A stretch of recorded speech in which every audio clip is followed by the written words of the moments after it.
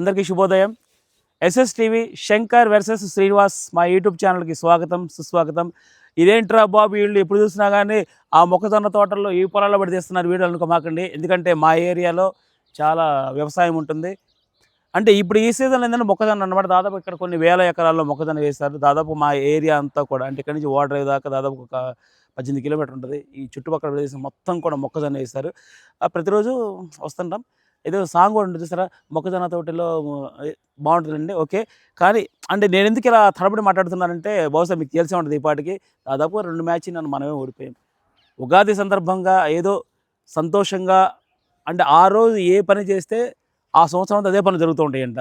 నిన్న నా పొరపాటు నా 2 మ్యాచ్లు మనం ఓడిపోయాం. అంటే గెలుపు మనకు అలవాటు అయిపోయిందా లేకపోతే గెలుపు మనకి స్టార్ట్ అయిపోయిందా అర్థం కావట్లా. మనం ఓహో, ఏమే బాలశంకర్ ఏంటి సంగతులు?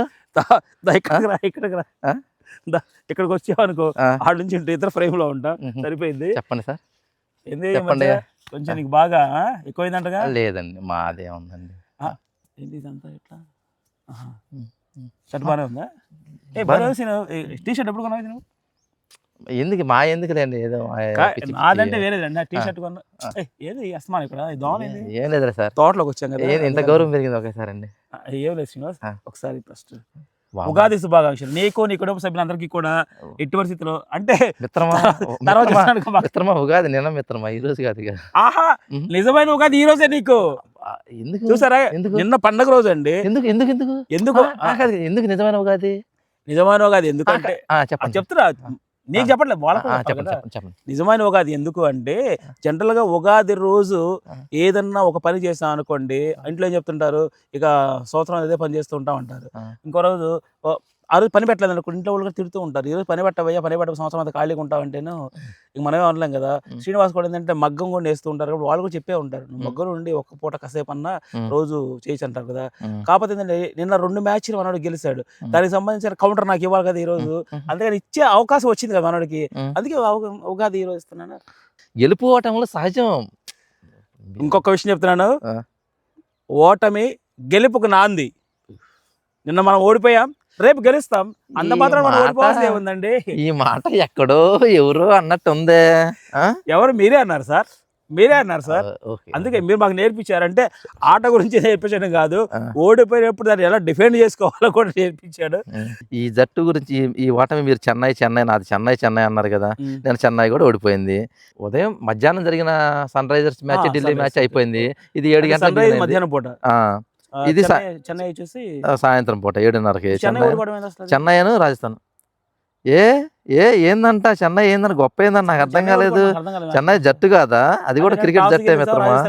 నువ్వు అవును, నిన్న ఒక డిఫరెంట్ స్లాగ్ అండి. ఆ భాష ఎట్లుందంటే ఎప్పుడైతే వాడు మాట్లాడి నాకు డౌట్ వచ్చేసింది. ఎందుకంటే నిన్న వాడు గబక టాస్ గెలవగానే రాజస్థాన్ అనగానే నిన్న ఒక ఎక్స్ప్రెషన్ వచ్చేది, ఇలాగే ఉంటదమ్మా. ఎస్, ఇలాగే ఉంటదమ్మా. మరి అదే క్రికెట్ అనేది ఒక అన్ఎక్స్పెక్టెడ్ అనమాట. ఎప్పుడు ఏం జరిగిద్దో తెలియదు. మీరు మాకు అంత గౌరవం ఇవ్వసలు అంటే లేదు అవసరం. మీరు మీలాగే ఉండండి. టాస్ గెలిచారు మిత్రమా, ఫీల్డింగ్ తీసుకున్నారు.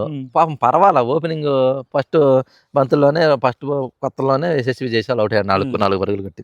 తర్వాత ఇంకొక ఓపెనర్ శాంసన్ ఒక 20 పరుగులు కొట్టాడు. తర్వాత మిత్రమా వచ్చాడు నితీష్ రాణా అని, పిచ్చి కొట్టాడు మిత్రమా, మామూలుగా కొట్టలేదు. చెన్నై బౌలర్ ఊసకోత కోసాడు. ఎందుకంటే మా అమ్మాయి మీ పక్కలాగా ఎందుకు ఆ పక్క మీకు బౌలింగ్ వేసినప్పుడు నీ పాటు కొద్ది స్కోర్ తీసుకోవాలి. పిండి కూడా ఇంకా దొరకలేదని పిచ్చి కొట్టాడు. పాప అతను కొట్టిన స్కోర్ మిత్రమా, తర్వాత ఎవరు కొట్టలా. అవునా, చూసారా, అతను 81 కొట్టాడు. చెన్నైలో బౌలింగ్ ఏ రేంజ్ లో ఉంటదంటే ఒక్కడ తప్ప ఎవడు సక్సెస్ కాదు నిన్న. That is Chennai. ఓకే కానీ గూజ్ బంప్స్, నాకు గూజ్ బంప్స్ వస్తున్నాయి మామూలు. కానీ చెప్పండి, మీరు చెబుతుంటే నాకు నాలో నరాలు ఉప్పొంగుతున్నాయి మిత్రమా. చెప్పు మిత్రమా. ఉప్పొంగితే ఇబ్బంది ఎక్కడ ఉప్పు లేదు. ఇక్కడ ఇవి ఉంటాయి కదా, మేము ఇక్కడ ఎంట్రుకలు ఉంటాయి కదా, మీరు చెప్తుంటే అసలు పైకి లెగుతున్నాయి మిత్రమా. అందుకని చెప్పండి మీరు చెప్పాలి, నేను వినాలి. వీడికి నరాలు ఉప్పొంగాలి చేద్దామండి. మనం వచ్చేసి మాకు కడుగుదురి దగ్గర ఉప్పు కొటారులు ఉంటాయి, పెద్దవి ఉంటాయి, చాలా పెద్దవి ఉంటాయి. ఒక రకంగా చెప్పాలంటే శ్రీశైలం కొండ ఎలా ఉంటుందో ఇక్కడ మాకు ఉప్పు కొట్టాలు పెద్దవి ఉంటాయి. ఒకరోజు అక్కడ పెట్టుకుందాం వీడియో. ఎస్ఎస్బి చేశారు 4 కొట్టాడు. నితీష్ రాణా 80 కొట్టాడు. ఇంకొక 81 కొట్టాడు. శాంసన్ ఒక 20 కొట్టాడు. రియాన్ పరాగ్ కెప్టెన్ 37 కొట్టాడు. ఇక అంతే మిత్రమా, హిట్మేర్ అని ఒక బ్యాట్స్మెన్ ఉన్నాడు, అతను 19 కొట్టాడు. మిగతా అందరూ 2, 3 అట్లా కూడా ఓవరాల్ గా అంటే బౌలింగ్ బాగుంది, బౌలింగ్ బాగానే ఉంది. 182 కొట్టారు. అంటే ఎంత కట్టలు చేశారు? 182, 4 వికెట్లు. 182 అంటే నేను చెప్పిన దాని మీద ఇంకొక 20 పెరిగింది. 9 వికెట్లకి ఒకవేళ 182 చెప్పాలంటే బాగానే కట్టడి చేసినట్టే, బాగా కట్టడి చేయగలి చెప్పాలంటే ధారాళంగా స్కోర్ ఇచ్చినట్టే. నిజం చెప్పాలంటే ధారాళంగా స్కోర్ ఇచ్చినట్టే. ఎందుకంటే 50 ఓవర్ల మ్యాచ్లో 200, 250, 150 ఇచ్చిన సందర్భాలు ఏం లేవండి. అది మీ సన్ రైజ్, అది సన్ రైజ్ వ్యవహారం అండి. 50 ఓవర్లకి అంటే పెద్ద మ్యాచ్లలో 50 ఓవర్లకి ఒకవేళ 20 ఓవర్లకి అంటున్నారు. 150 కొట్టిన సందర్భాలు కూడా ఉంటాయి కదా. కానీ దాంతో పోల్చుకుంటే ఐపీఎల్ మ్యాచ్ అనేప్పటికీ అంటే 20 చాలా హై రేంజ్ లో ఉంటాయి కదా. ఇలా బౌలర్స్ వచ్చేసి చెన్నై బౌలర్ ఖలీల్ అహ్మద్ 2 వికెట్లు తీశాడు, 38 పరుగులు ఇచ్చాడు. ఖలీల్ అహ్మద్ అంటే ఆయన ఎక్కడి నుంచి? మన ఇండియా అతనే. తర్వాత జేమీ వాటన్ అని అతను ఇంగ్లాండ్ అతను 2 ఓవర్లు వేసి 30 పరుగులు ఇచ్చాడు.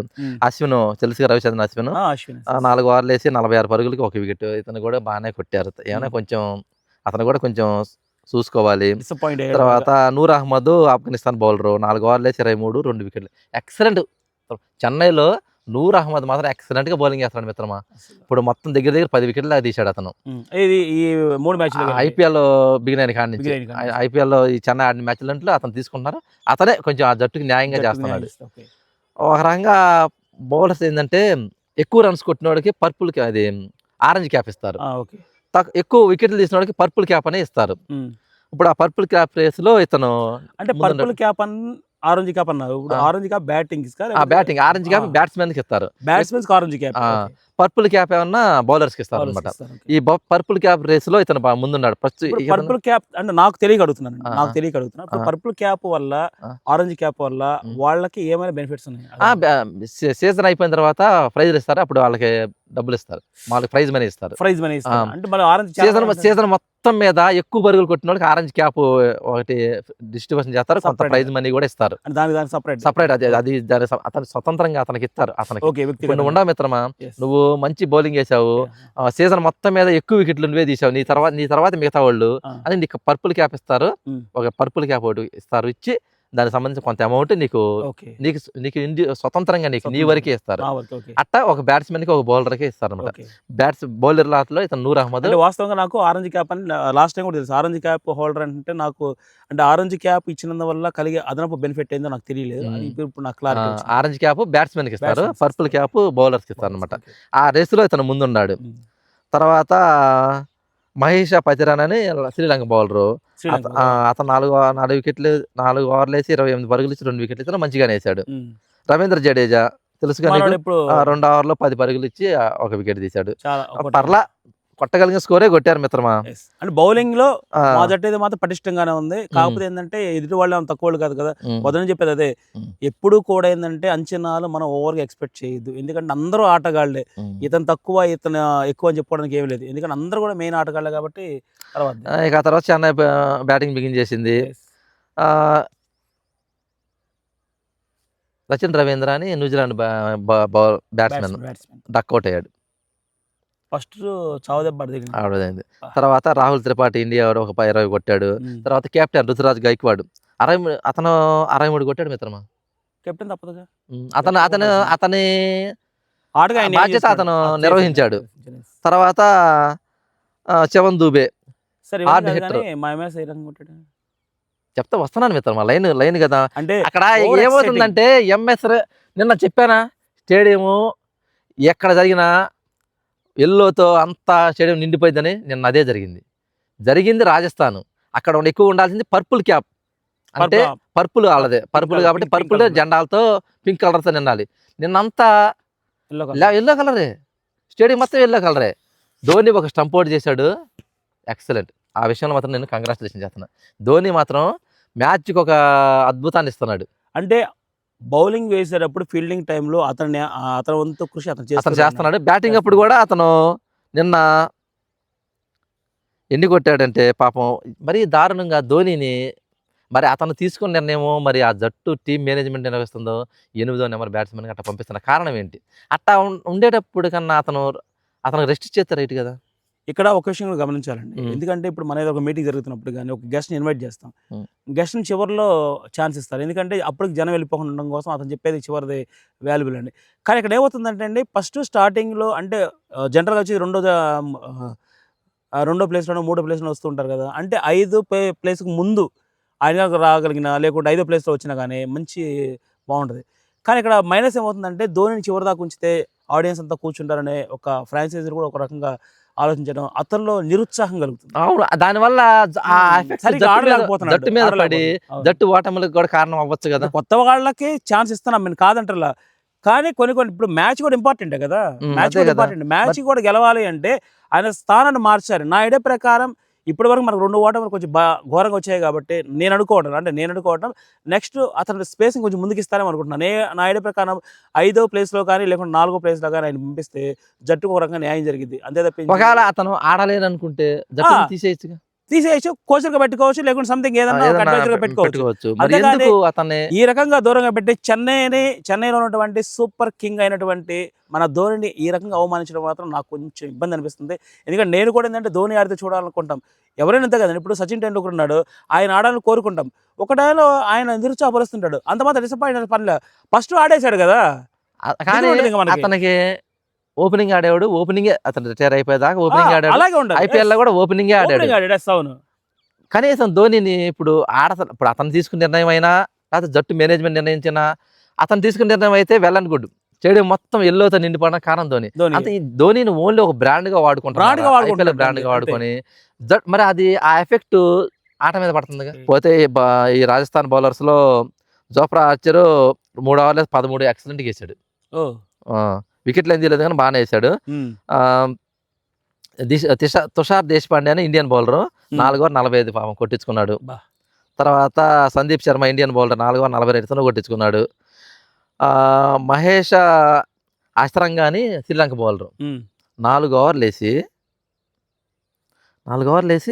35 రన్స్ ఇచ్చి 4 వికెట్లు వేసాడు దెబ్బ స్పిన్నర్. నువ్వేంటావుగా చెన్నై అంటే స్పిన్ తోనే దెబ్బ, ఇక్కడ చెన్నైలో స్పిన్ తోనే దెబ్బ కొట్టాడు. అది కుమార్ కార్తికేయ అని ఒక బౌలర్ వేసాడు, ఒక 11 పరుగులు ఇచ్చాడులే. ఇక అంతే మిత్రమా, ఓవరాల్ గా అది జట్టు ఆట తీరు. దీంట్లో విషయంలో ఏంటంటే ధోని విషయంలో కొంచెం చెన్నై టీము కొంచెం ఆలోచించుకోవాలి. అతను కంటిన్యూ చేస్తాము, లేకపోతే అతని స్థానంలో ఇంకోటి తీసుకుంటే ఇంకో యంగ్స్టర్ రావడం వల్ల ఒక 20-30 పరుగులు అదనంగా వచ్చిన అనుకో టీంకి మేనేజ్మెంట్కి మంచిది కదా. అది ఇక్కడ మీరు అంత గౌరవం మాకు వచ్చి సార్, జస్ట్ ఆటని ఎంటర్టైన్మెంట్కి తీసుకున్నాం, మీరు కూడా ఎంటర్టైన్మెంట్కి తీసుకొని మీరు ఎంటర్టైన్ అవ్వండి. మీరు ఏ బెట్టింగ్ జోలికి వెళ్ళొద్దు, ఏ బెట్టింగ్ యాప్స్ ఓపెన్ చేయొద్దు, ఏ బెట్టింగ్ జోలికి వెళ్ళొద్దు, మీ ఫ్యామిలీని రోడ్డుకి ఎడసొద్దు. దయచేసి ఈ విషయాన్ని మరొకసారి మీకు చెబుతున్నాము. మీరు మీ ఫ్యామిలీలు బాగుంటే దేశం బాగుంటుంది, దేశం బాగుంటే అందరూ బాగుంటారు. అంతే.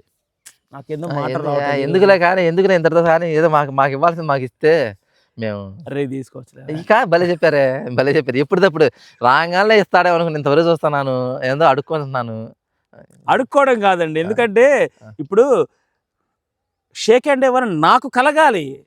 మీరు ఓడిపోయారయ్యా, మేము గెలిచాం మిత్రమా, మేము గెలిచాము. నేను మీకు విషయం చెప్పట్లా, ప్రతిసారి కూడా మేము గెలుపునిస్తున్నాం. నీకు అది అర్థం చేసుకోవట్లా. గెలుపునిస్తున్నాం అంటే అర్థం ఏంటి? మేము ఓడిపోతున్నాం చెప్పండి. మేము గెలుపునిస్తున్నా కానీ ఓడిపోవట్లా, మేము ఓడిపోతున్నా. అసలు మేము తగ్గుతున్నాం. గెలిచిన వాళ్ళు చెప్పాలి, ఓడిన వాళ్ళు వినాలని మేము తగ్గుతున్నాము. మీరు అంటే గెలుపునిస్తున్నారంట. నేటి ఓటమే రేపు గెలుపుకి నాంది మిత్రమా. ఓకే, నో ప్రాబ్లం అండి.